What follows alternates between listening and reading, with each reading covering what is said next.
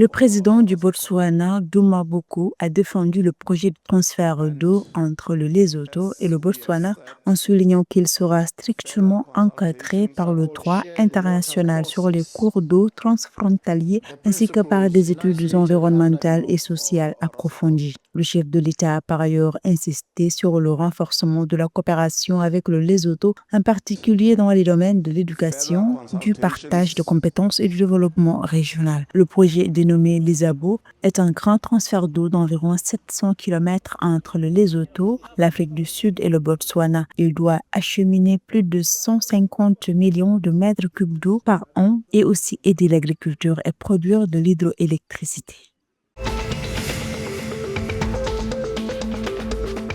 En Namibie, Kavango Ouest dévoile son plan stratégique 2025-2030, mobilisant 131 millions de dollars d'investissement, complété par 8,4 millions de dollars de dépenses opérationnelles pour accélérer la transformation de la région. Le programme vise à développer les infrastructures, l'éducation et l'économie pour améliorer la gouvernance et la croissance durable. Il inclut un suivi des performances, l'attraction des investissements et de meilleures conditions de vie. Il repose sur 4 axes: infrastructure, transformation socio-économique, efficacité et accès équitable à l'éducation.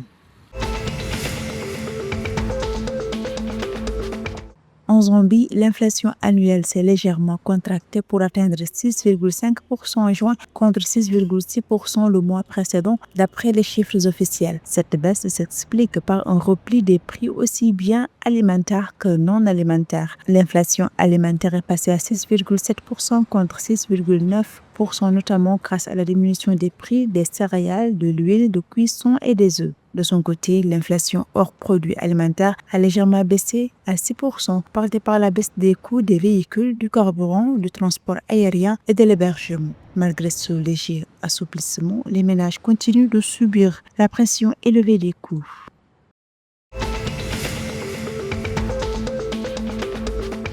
Dans un contexte de forte tension liée à des appels à manifester le 30 juin, le président sud-africain Cyril Ramaphosa a mis en garde contre toute forme de vigilantisme et de violence xénophobe alors que les autorités renforcent leurs dispositifs sécuritaires dans le pays. Il a rappelé que l'application des lois sur l'immigration relève de l'État et non des citoyens. Il a aussi réaffirmé le respect des droits de toutes les personnes en Afrique du Sud. Ces déclarations interviennent dans un climat marqué par des incidents xénophobes récemment et des messages en ligne visant les migrants en situation irrégulière jugés illégaux par les autorités.